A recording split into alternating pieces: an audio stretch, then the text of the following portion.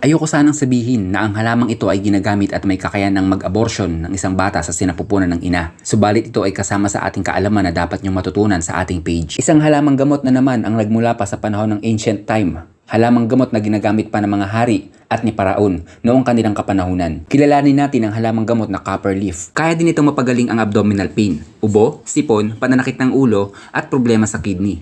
Magpakulo lamang ng 10 dahon nito sa 2 basong tubig sa loob ng 10 minuto. Sa pag-inom din ng nilagang dahon nito ay may kakayanang itong mapuksa ang iba't ibang uring bakterya na naninirahan sa loob ng ating tiyan na nagdudulot ng pananakit sa ating tiyan. Ang pag-inom ng sariwang pinigang katas nito ay mabisang lunas sa sakit na laryngitis. Ito yung sakit sa ating lalamunan sa mismong voice box natin na pinagmumulan ng ating boses. Naaalis nito ang viral infection na nakakapit dito at mabilisan itong napapagaling. Kung ikaw ay madalas atakihin ng sakit sa tiyan dulot ng appendix, ngumuya ka lang ng 1 o hanggang 3 dahon nito, malaki ang maitutulong nito sa'yo.